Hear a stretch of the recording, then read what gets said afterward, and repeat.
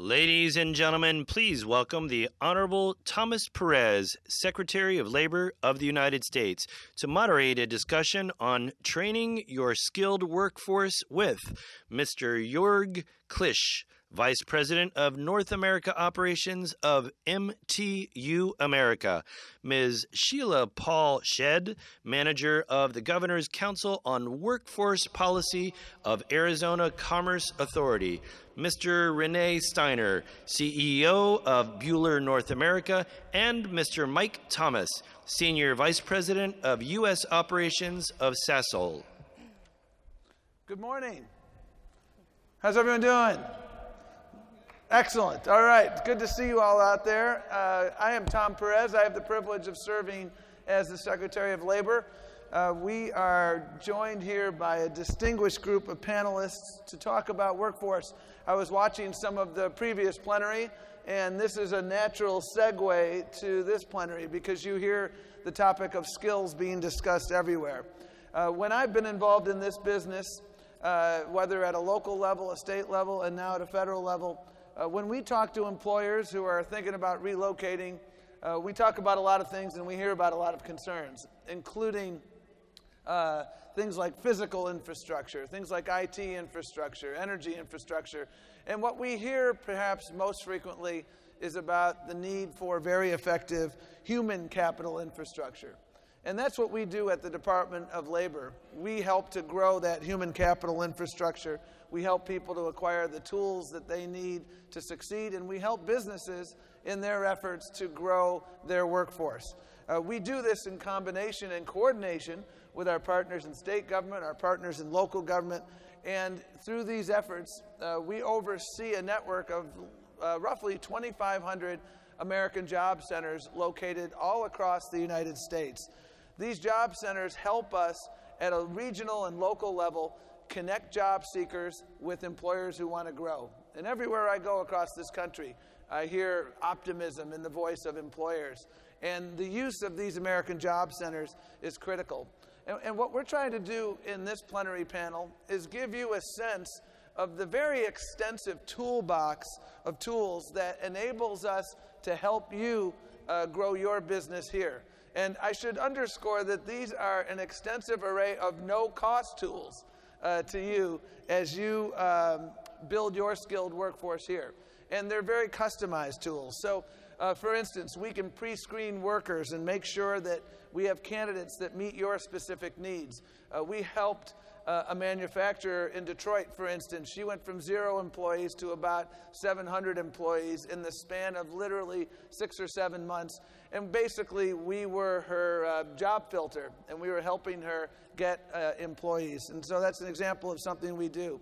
We provide customized training through a various array of tools that we have in our toolbox. So if you have a specific set of needs, we can help you with the customized tools that we have. We have remarkable partnerships with our educators, including but not limited to our community colleges. There are roughly 1,200 community colleges across the United States, and they are really a secret sauce of success. And they help us provide those tools that we need to provide the training that you need to grow your workforce and to obtain credentials that are often portable and stackable so that you have the tools that you need for your job. We can assist you with on-the-job training. We can assist you with incumbent worker training. We have an office at the Department of Labor that is exclusively focused on expanding our apprenticeship footprint. And I know that issue will come up today with our speakers. We give out competitive grants in local communities that help to catalyze partnership between businesses, community colleges, local nonprofit organizations, job seekers, so that we can again help develop best practices in various sectors across the country. So in short, our toolbox has many tools, and those tools are designed to help you grow your business here in the United States and to help workers who want to punch their ticket to the middle class. And we are joined here today by a number of businesses who have made great use of these tools, as well as a colleague from state government, so that you can hear the perspective of everyone. So I want to welcome our panelists. We have Mike Thomas, who is the Senior Vice President of U.S. Operations of Sasol. Mike is furthest to my left. Sasol is an integrated energy and chemical company based in South Africa. And as the leader of North American operations, Mike is focused on sustaining safe and reliable operations. He has more than 25 years of experience of chemical manufacturing and operations, maintenance, engineering, procurement, and management. To Mike's right is Jorg Cleesh, who, right here next to me is Jorg Cleesh, who is Vice President of North American Operations at MTU America. In that role, he oversees management and production activities at their manufacturing facilities in South Carolina and in Minnesota. And he's also an expert in manufacturing efficiency and critical chain project management. And he led the creation of a new apprenticeship program in South Carolina that has attracted national attention. And Jorg spoke to us yesterday at a smaller group meeting about the remarkable success they have had growing apprenticeship. Sheila Shedd, who is in the middle here, is the director of the Workforce Arizona Council. So she assists the governor of Arizona in the development, oversight, and continuous improvement of Arizona's workforce investment system. Sheila has been instrumental in helping to re-engineer the system, spearheading initiatives to strengthen its delivery of services, especially as it relates to serving businesses. Because the key to our workforce system is that we are demand-driven. We learn what your needs are, and we adjust our system to attract and respond to your needs. And last but certainly not least, Renee Steiner, who is the CEO and President of Buehler North America. Renee has over 30 years of experience with Buehler, including expertise in executive management, sales, and engineering. He started his career in a Buehler apprenticeship program in Switzerland. And it was my pleasure recently to travel to North Carolina to see his remarkable plant and meet a number of his apprentices down in North Carolina. He was also president of Buehler South Africa and served on the executive board at the Buehler Group in Switzerland for 8 years. So we have a very distinguished group of panelists. And Mike, I'm going to start with you because you have made a number of significant investments in southwestern Louisiana. You have a very dramatic footprint there. And with those investments, you've been hiring people and will be continuing to do so. And so I would love for you to tell the audience how are the state and local workforce systems and the area community colleges helping you to meet your workforce needs and to train and hire the local residents for the jobs you're seeking to create. Yeah, well, thank you very much, Secretary Perez. I appreciate the opportunity to speak today. And actually, I was thinking from your comments to begin with what I would say, because what you described is what we tried to take advantage of in terms of all of the different services that are provided at the state, local, federal level for companies like ourselves and our projects. Just for sake of setting the scene, so many of you may know, but we're embarking on approximately a $9 billion project in southwest Louisiana where we're building a very large petrochemical complex. And with that, we have to build an entire workforce. We have an existing site there, and we're able to build upon that. But in addition to that, we have to more than double the size of what's already a very large workforce across an entire range of skills and capabilities, from operators to engineers to accountants to scientists to maintenance technicians, the entire range of skills and job requirements that are required to run a site like that. So at the very beginning, we recognized that would be a huge undertaking, and in cooperation and partnership with largely with the state of Louisiana, with local community technical colleges, we embarked upon the process to do that. We set out at the beginning to understand the different services, as you described, that would be available to companies like ours to take advantage of those, both for the benefit of the community as well as ourselves. So at the very beginning of our project, the state of Louisiana announced that it would invest $20 million to build a regional training facility that would first be used for the workers at our site, of which we'll train many hundreds at that site, and then later remain in the region to serve as a training platform for the other industry and ourselves going into the future. Where we are in Southwest Louisiana is very, very well industrialized. There's really quite a mature base for those types of services. In addition to the state of Louisiana and the $20 million training facility, well, we've partnershiped with Soella Technical College through the Louisiana Community and Technical College System. And with that, we're actually able to define the training programs that our site needs, and they custom build those programs to train our workers. And again, not just to train our workers, but then to continue to train into the future. These are facilities that last 50, 60, 70 years and have a lifespan of training requirements that accompany them the entire way. Then going down even further, state, local, community groups support us in developing workforce.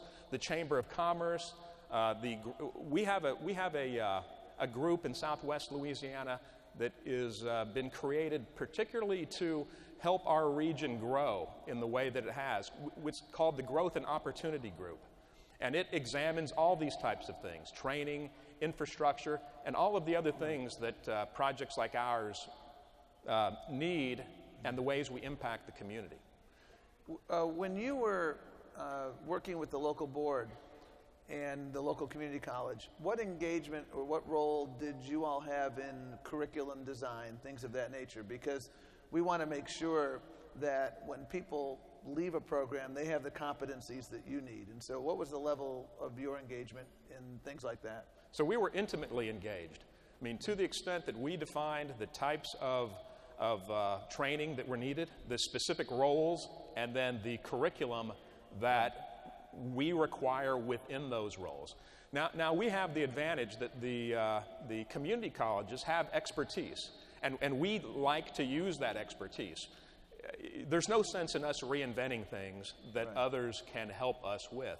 And to the extent that the community college is able to bring expertise, whether it's through their own experience with our industry, that coupled with literally our definition of the things that we need, helped us tailor the specific courses that we used. Great.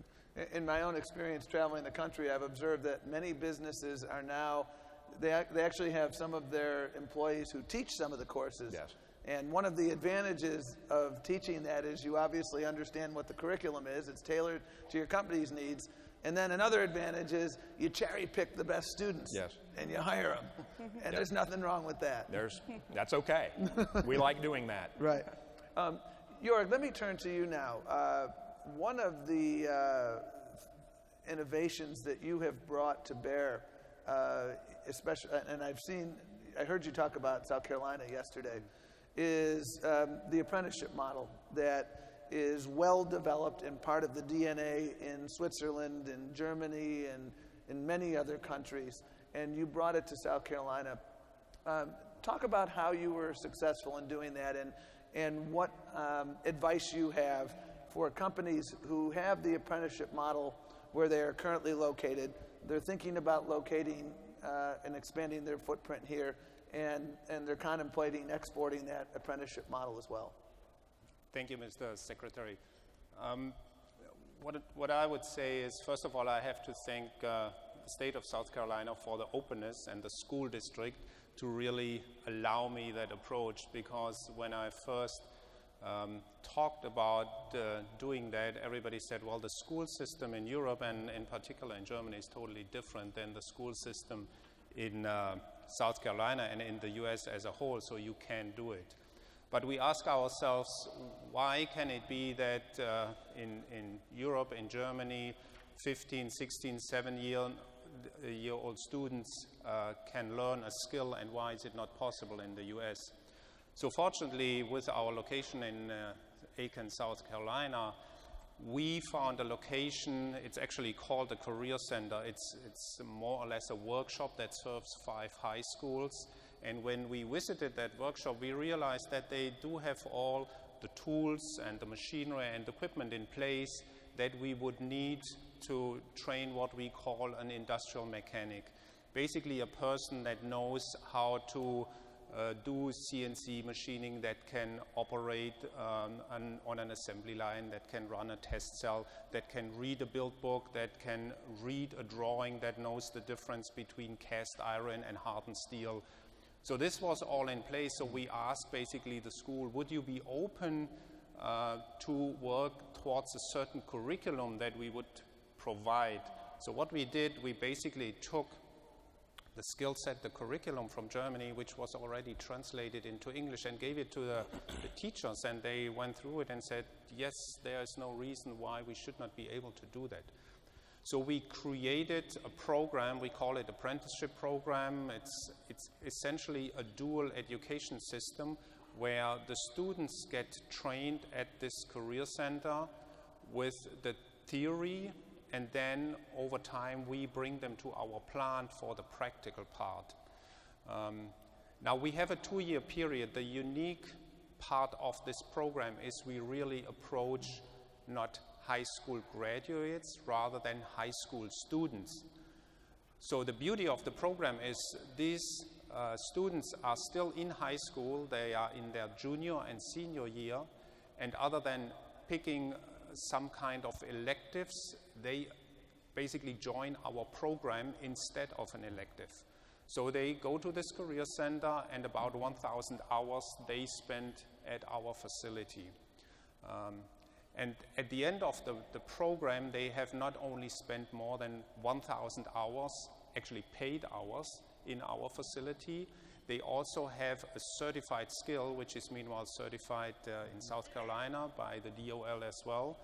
And on top of that, by the legislation in Germany. So they have an international degree. We call them Industrial Mechanic Basic. They can work on our assembly lines. They are part of the family meanwhile. And we had, since about 3 years, very good success with that program. Jorg mentioned registered with the Department of Labor. We have an Office of Apprenticeship. And under the President's leadership, the President has committed to doubling the number of registered apprentices in the next 5 years. And we have been working very hard with businesses across the country. And 2 of our leaders in our apprenticeship program, that is Jorg, and we're going to go to our next speaker, Renee, from Bueller. And they have been helping us expand our footprint in apprenticeship and work with other businesses seeking to do the same, because we truly believe that the apprenticeship model that has been very robust in other countries and can be more robust here needs to do so. And that's why we are investing right now a significant amount of resources, including a $100 million competitive grant program right now, the design of which is to increase the apprenticeship footprint, not simply in the traditional skilled trades, but also in IT and in healthcare and cybersecurity and logistics, other areas, because it has a real value added to businesses that are seeking to locate here, and businesses that have been here for a long time that are seeking to grow their workforce. So Renee, can you talk about the apprenticeship footprint in Minnesota, what your experience was, and lessons that you've learned that people in the audience can take away? Yeah. Thank you, Tom. Yes, obviously, we as a lot of other companies, they do face the challenge, to develop our future workforce, the skills, in a very efficient way. So, as we couldn't find a base or a system right in Minneapolis or in Minnesota for training our people, we were not very successful. Retention rate was low. So we decided eventually to start our own apprenticeship academy in our company. So with other words, we would transfer the curriculum, like I've heard from many other companies as well, over to the United States. We would find a college which could be as a partner with us in training our future employees. And like the system in Switzerland, we would employ the kids out of high school, after high school. We would give them a salary, obviously. They would be employed, have a salary, and would have all the goodies like insurance and everything. And we would pay the college. That was obviously a challenge right from the start beginning, because apprenticeship is not seen as a development for the kids by many parents. They do rather have the kids going to college or to the university. So we had to convince, obviously, first the parents that was not just a good idea, but they first of all also couldn't understand why would our company Bühler do such a thing, invest a lot of money, ask what is the catch in it, for how many years do the student has to stay with your company. And we told them, after 3 years it's free to go, but hopefully we do the right thing, and they're going to stay on with our company. The other challenge obviously we had as well is find a college with the right reputation, because we really started from zero. So that was very important as well, to get first-time students on board, and it was a lot of promotion needed in the community, within the community. Today we can say it runs very successfully, and we see, the results, that is actually promoting it. That's great.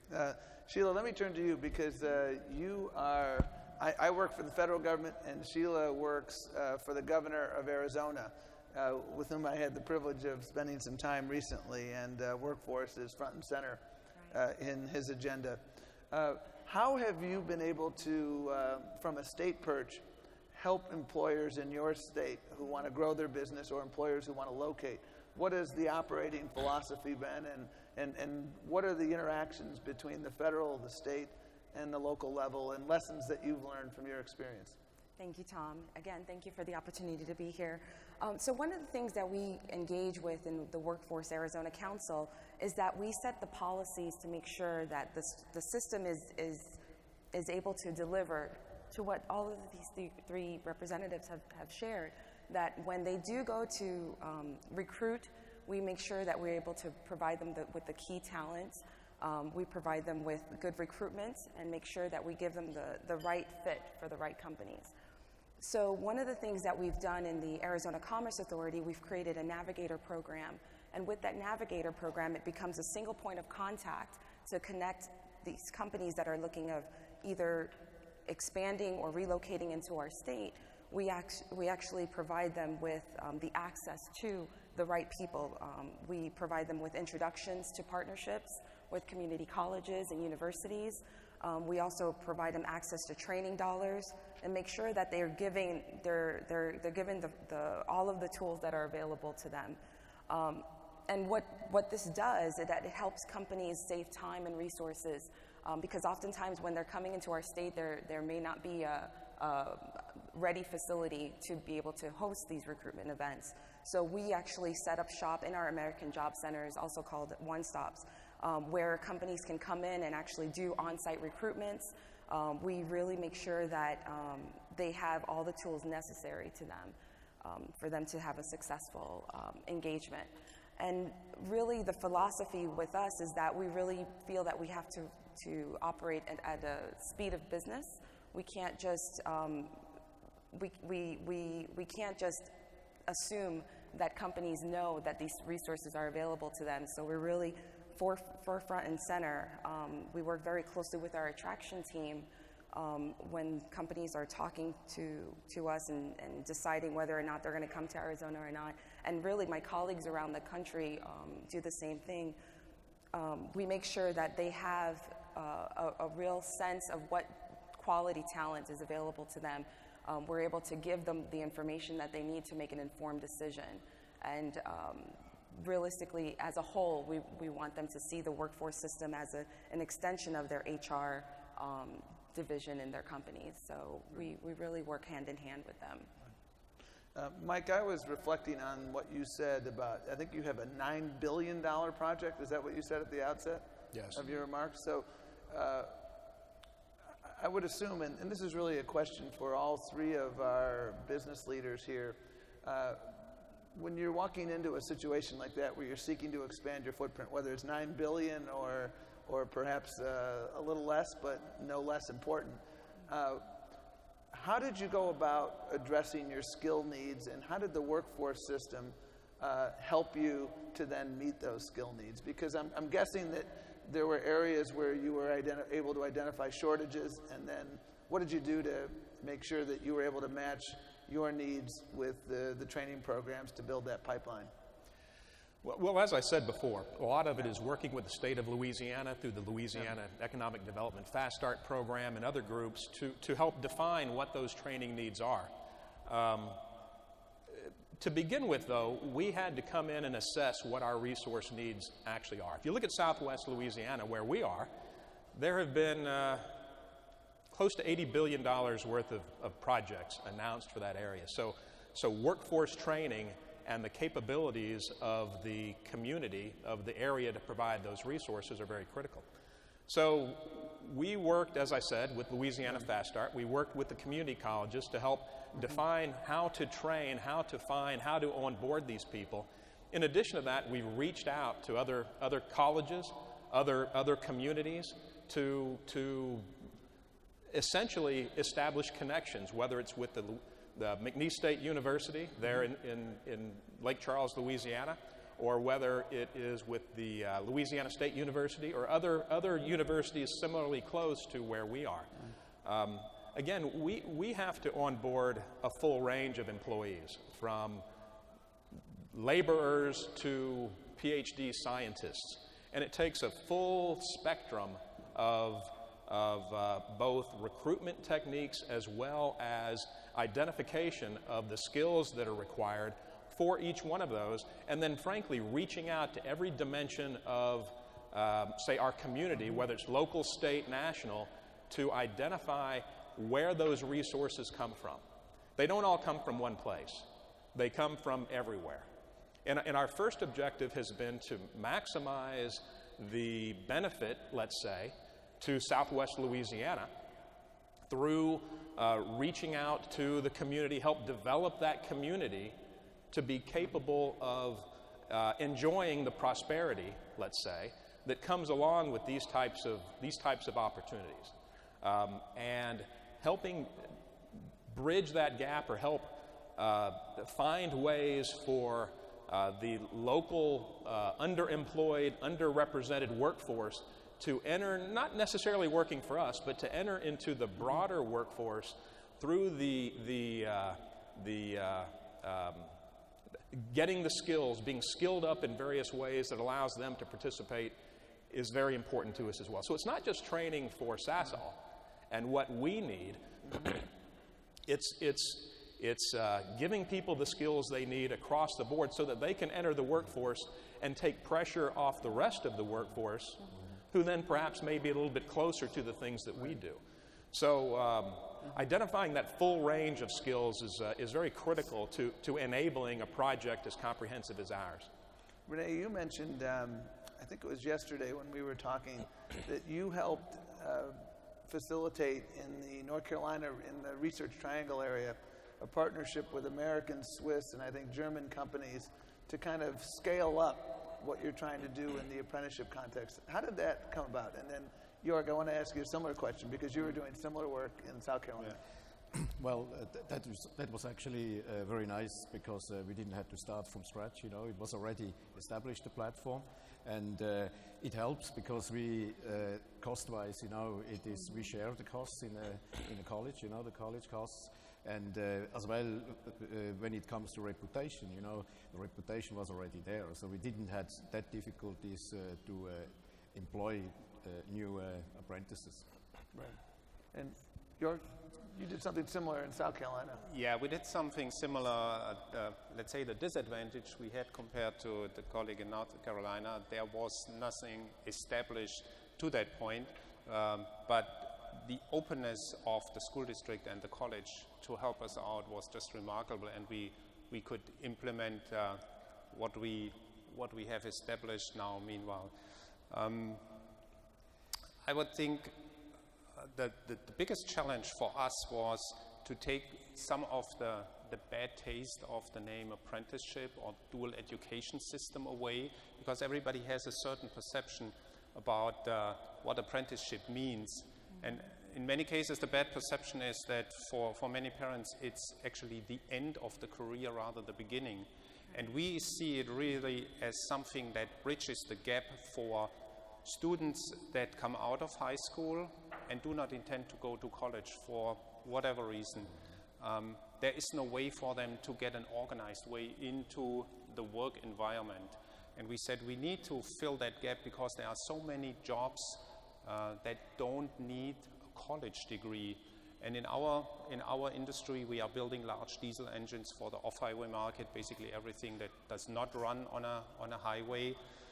It's a manual work, it's low automation, it's hands-on work, and we have this kind of jobs, and that's where we created the program. And the best thing for us was to convince the parents rather than the students, to explain to them that advanced manufacturing is not dark, dirty, and dangerous anymore, to have an open house to bring the parents in. And you can imagine if you are in front of a test cell and you start up a 4,000 horsepower diesel engine that takes on power, you see how the eyes of the parents are glowing. And one of the fathers said, if I would have had the opportunity, I would have taken it. So this is what helped us convincing the students to join the program, because the parents were convinced that this is a new way to get in an organized labor contract with somebody. A big part of what we're doing as a federal government in partnership with leaders like Jorg and Renee and others is aggressively marketing that apprenticeship program. I refer to apprenticeship as the other college, except without the debt. And we have been able to work very successfully to expand that model with the help of folks like the three of you, and we're going to continue to do that. Now, Sheila, you're looking in this audience and you're seeing a lot of prospects. Yes. Okay? So tell me about the conversation that occurs when a company, say from Taiwan, is thinking about locating their business in Arizona. What do you do when you first meet with them? Great question, Tom. And one of the things that we do is with our attraction team, we work hand in hand with them. So right when they're sitting down and talking and giving them the Arizona story, we have a workforce person right there being able to tell them what type of talent we have available to them. And realistically, the focus of that is we want to make sure that they're making an informed decision. And oftentimes we've had where, because we've been able to provide this workforce data to them, they've canceled future flights because we've made the case. And so that's been very impactful. The other thing that we do, we give them access to other companies in their industry that they want to talk to and maybe get another perspective. Because of course we're going to tell them how fabulous we are, but it's better to hear it from somebody who's actually doing business in our state, and we're able to provide that to them. So it's really a win-win when we can provide them not only the data, but also access to the services. And realistically, we want to make sure that they're able to hit the ground running. Many times when they're engaged with the workforce system, they're able to shave off a lot of time of recruitment. For example, we had a technology company that had over 700 positions that they were supposed to fill. And of course, they planned on it would take about 6 months to fill. But because they engaged the workforce system, they were able to come in and actually start recruiting right away. We facilitated interviews, we facilitated assessments for them, and we were able to shave off 2 months off of their lead time. So realistically, we saved them time and resources by engaging the services of the workforce. And we're very proud of that. Let me ask really a similar question to the three of you from a different perspective. So what advice would you give to businesses sitting here who are contemplating the potential for locating in the United States in terms of how they can address their workforce needs, how they can interact with the workforce system? So how can they go to school on some of the lessons that you have learned so that the development and recruitment of a skilled workforce, the development of the partnerships that you all have referenced can be as seamless as possible? Yeah, Jorg? maybe I start. I can basically echo on that in this case for South Carolina. When we came down in 2010, opened our location, we were in the immediate need of a workforce because we had to ramp up within 3 months to full production. We had no labor workforce at that point in time. So what we actually did with the Chamber of Commerce and the local school district and the institution which is called Apprenticeship South Carolina, we were putting out the need for this 60 skilled workers. And what happened in our case was actually Apprenticeship South Carolina. They helped us to advertise the jobs, so within days we had about 1,800 applicants. Then the second step was that they helped us to weed through these 1,800 applications, which ended up to be 180. And then came the local college into play. They offered us their rooms, their location, in order to interview the 180, which brought us down to 60 that we ended up to hire. Then the next step with the college was they gave us their locations where we put our engines in order to train the workforce. In order to do that, they helped us with their teachers. We brought our curriculum, we brought our teachers, so we had a nice setup of the teachers from the school and the teachers from the college, plus our own employee were training the future employee. But not finished that, because all these people were meanwhile knowledgeable about our engines. Now the next step was to train them on how to do it on an assembly line. So again, Apprenticeship South Carolina said, we help you guys if you want to send people in this case it was 10 people, back to Germany to learn with the parent company how to build an engine on an assembly line. They helped us with booking the flights, booking the hotels, paid for some of the cost. They organized all this for us, so we sent the people back and forth, and due to all this help, within 3 months we were successful to have a full team of 60 employees that start the ground running immediately, and the quality was perfect. So the system worked in our case just perfect. That's great. And Renee, you started in Minnesota first, or Yes. in North Carolina? Yes, in Minnesota first. Well, my recommendation is that you first probably would contact the DLA and get informed, you know, wherever you want to build up your apprenticeship academy. What is the status? Then start networking with the industry, because there is quite a lot of done already with regards to that. So do not invent the wheel again, you know, get what is available out there. And join forces with other companies, you know. See whether other companies are already involved or want to be involved. That will be very helpful. And obviously at the end of the day, start partnering with colleges and introduce the curriculum. Sorry, and involve your community. I think this is very important. You have to have the community behind you. At the end of the day, the parents, they make the decision and not the students, you know, whether they want to go for an apprenticeship or not. So I think when you follow that more or less, then I think you establish yourself really. Great. Mike? No, I would agree. I would build on those things. Simply put, take advantage of the resources that are available at the state, at the local level, at the federal level, as you described. In general, there are robust resources to help answer these issues for companies like ours. If we come in new, the need for local knowledge is very important, and there are those that are prepared to help you with that.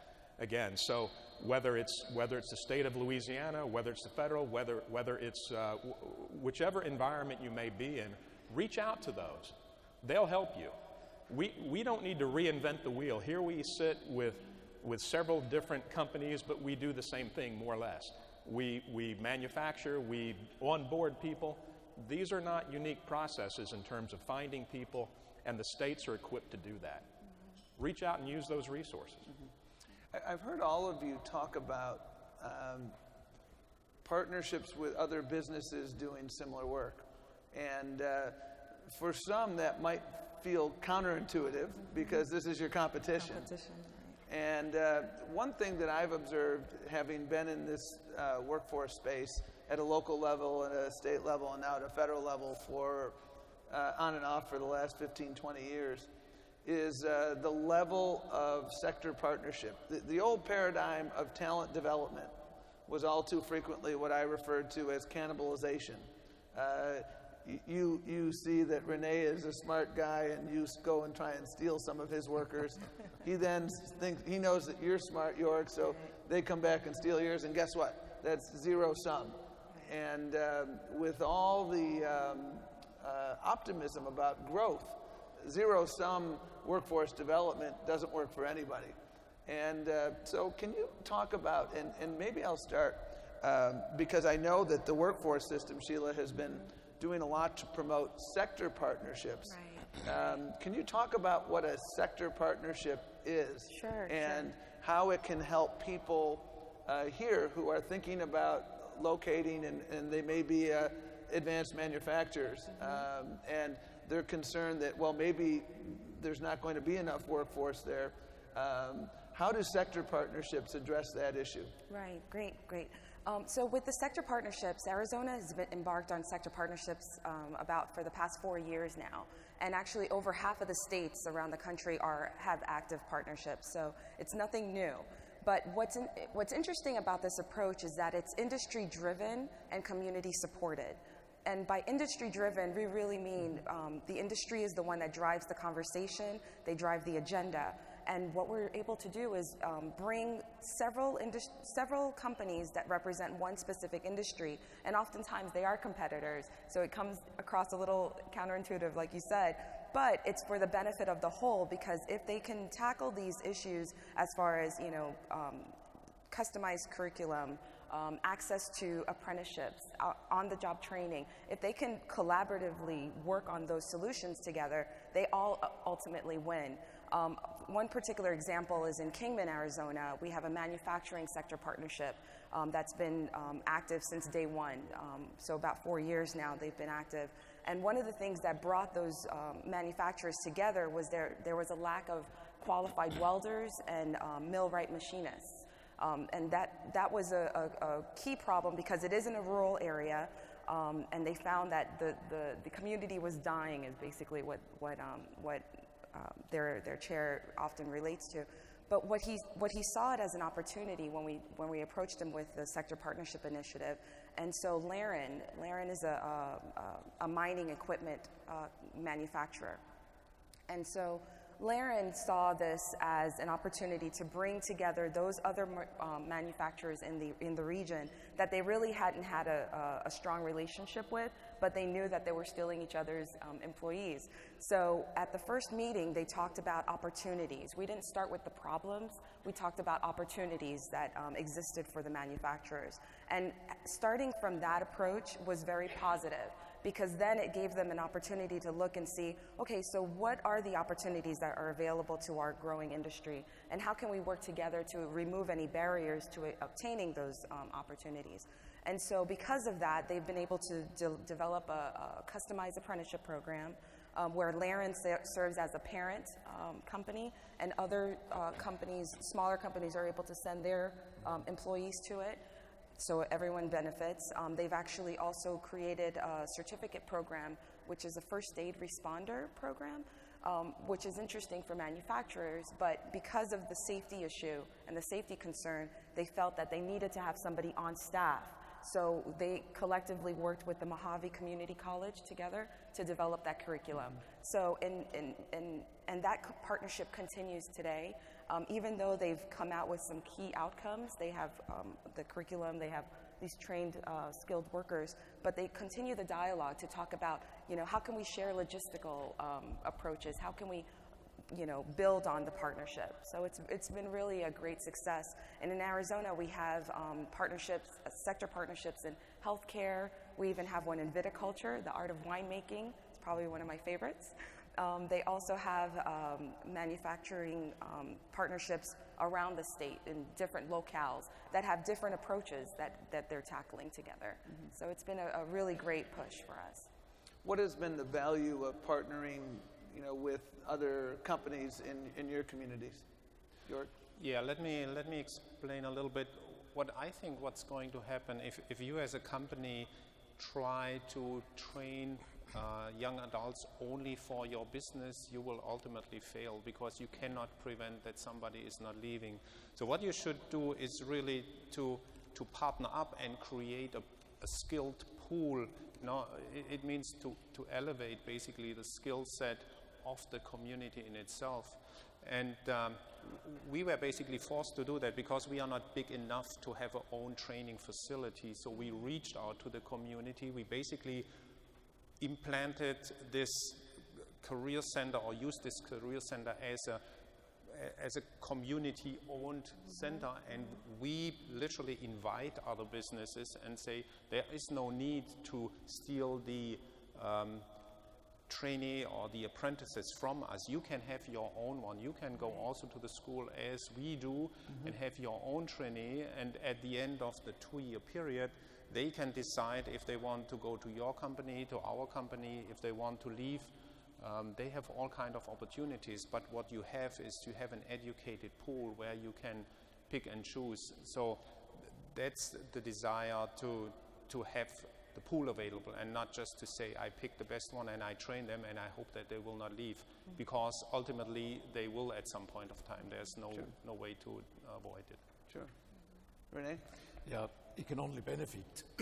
Obviously, you know, when we started or when we talked to other companies to join us, because I would like them to join us, even our competitors. The first thing is, what is the return of investment?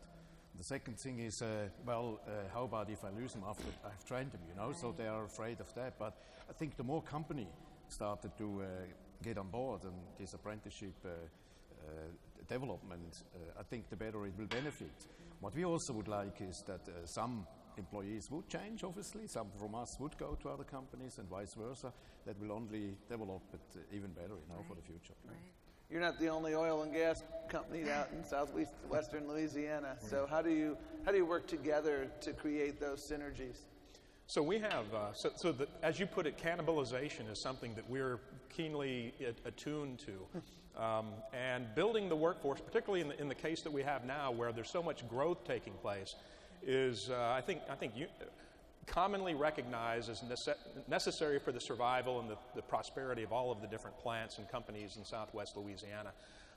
We participate on things like Louisiana Chemical Association, which is an affiliation of many different manufacturers across Louisiana. We have the Lake Area Industry Alliance, which is a similar thing, where the different manufacturers, such as ourselves, sit together, and we talk about things of common interest: safety, how we affect the community, those types of things. And resource planning is an important part of that. Another thing that we've done, because we recognize that we have to build the regional workforce. Otherwise, not only will we fail, but we'll have a significant negative impact on the other companies that are neighbors. So we've actually reached out to try to develop the workforce locally through creation of what we call the Southwest Louisiana Resource Guide, which is a means. In our area, we have, say, 10,000 people who are either underemployed or unemployed. So from our perspective, if those individuals can upskill and enter the workforce in a more value-adding way, it takes pressure off this whole equation. So we've actually created a program that takes these underemployed or unemployed and gives them the opportunity for training, for help in how to enter the workforce, including getting someone to help them do that through a mentorship program. And then we've gone so far as to actually finance or provide scholarships to this group, targeting this segment of our community to grow our workforce, to benefit both them and us, and then, as I said, takes pressure off of the local employment base. But we consider this to be a critical dimension to the things that we're doing be good for our community as well as good for us, and good for the individuals who we want to take advantage of the prosperity that comes with this. So who uses the resource guide, Mike? So in our case, we have, as I said, there are about 10,000 or so unemployed or underemployed people in our area. So in general, these are people who haven't had the opportunity to enter the workforce, like so many people take for granted, or they're in a workforce at a low level. So typically they are our near neighbors. They are people who live in poor communities. They are people who perhaps haven't had the advantage of education. So these are people that, and if I think about it purely from a company perspective, it's a great benefit to us if these folks can enter the workforce in a way that not only benefits them, but benefits us in the community. We've been in that community for over 50 years. We're going to be there another 50 or 60 years. We want the community to thrive also. And that's an important dimension to the whole equation of how do companies work together? How do we not impact one another? How do we do these things for the benefit of our communities? So our time is winding down here. The mind can only absorb as much as the seat of the pants can endure. I learned that as a trial lawyer. So we have about 8 minutes left. So I wanted to ask you one final question. And again, I put myself in the shoes of the people in this audience who are running very successful businesses in countries around the globe. And they're here because they see a potential opportunity in the U.S. You came here because you saw potential opportunities in the U.S. and you helped to facilitate folks who saw that potential opportunity. What's the main lesson that you have learned from, I think you said you started in South Carolina in roughly 2010, so you've been here 5 years or so. Your footprint in Minnesota is a little longer than that, and you've had a good track record in Louisiana. Is there one sort of overriding theme or piece of advice that you have as you reflect on the growth that you've come to enjoy, perhaps mistakes that have been made along the way, lessons learned from those mistakes, the fail early, learn, and get better, that sort of movement. So as you think about that, is there one overriding piece of advice you'd have for companies who are debating what to do and how to do it as it relates to workforce? Well, maybe from my point of view, do not even hesitate to start training your employees and make sure that their skill is up to date, not just for today, but as well for tomorrow. So go for it. Great. Mike? Yeah, so from my perspective, it's sustainability and partnerships, particularly pertaining to the workforce. Starting off with the end in mind, where we intend to go in and develop the workforce and do these projects in such a way that the community benefits, not just today, but into the future. Great. Up to you. Yeah, in our case, what I would say, in this country there is this can-do attitude. So if you have an idea what you want to do, and in this case I would say about the apprenticeship program, if you have a plan in place, there will always be people that say, let's see how we can make this work. I have not seen an attitude that says this is not going to work in this country. It's always, let's see how we can make it work. And there are so many institutions out there, like the school districts, the colleges, the Chamber of Commerce's, other companies that help you, that if you have the idea in mind, you can make it work here in this country, definitely. Great. I guess one of the main recommendations I would give, or advice I would give, is to take advantage of the resources available to you. Like Renee said, don't reinvent the wheel. You have a capable economic development community that is ready and willing to connect you to who you need to speak with. You have a workforce system that is strong and is here to stay, and so take advantage of it, because it can help you save time and money. And when it's critical, when you're making your decision, we want to make sure that it's as informed as possible. So take advantage of it. Well, as someone who's had the privilege of serving as the President's Labor Secretary now, and then before this I was a State Labor Secretary, and before that I worked on these issues at a local government level, I've never seen a more exciting time right now for these issues, because everywhere I go in my travels, I have the same conversations with business owners who tell me that they're bullish about their future, they want to grow their business, and they are repeatedly working in partnership with the workforce system. These are three wonderful examples, but they are three of many examples across many sectors. You look at our labor market data and where you see growth. There's growth in professional services. That's actually been one of the biggest growth areas in the last year. You see growth in healthcare. That's been a recession-proof industry for the United States. You see IT growth. You see growth in advanced manufacturing. There's growth across every sector. And what I have learned, and what I hope you've learned today from our distinguished panelists, is that our system is demand-driven. Our system is premised on partnership, a partnership between the federal, state, and local governments. We have a skills cabinet within our federal government because it's not simply the Department of Labor. I work very closely with Secretary Pritzker. We work closely with the Department of Energy to create the future pipeline of energy jobs. We work closely with the Department of Education, Department of Housing and Urban Development. I was with our Agriculture Secretary last week in Georgia because he operates a training program to help people who are on certain subsidies to help them get pathways to the jobs that you are all talking about. So we've imploded stovepipes within the federal government to build those partnerships. Our partners with the local level and the state level are so critically important. And it really is about flexibility. If you have an idea about a business model that's worked for you and you want to export that in terms of your workforce development, we can work with you. We do not have a one-size-fits-all approach. What you've heard today is the apprenticeship model has worked for some of our businesses here. Other models have worked for others, and we have many, many tools in our toolbox.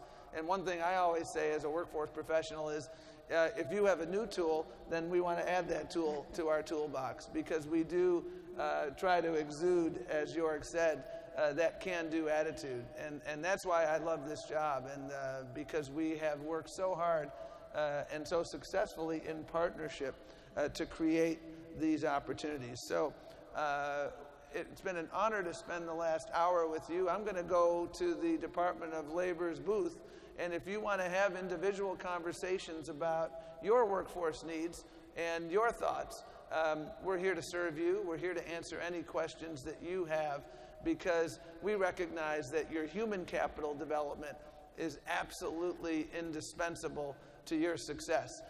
We have this online dating service in the U.S. It's called Match.com, for people who want to meet other people. I refer to the Department of Labor as Match.com, okay?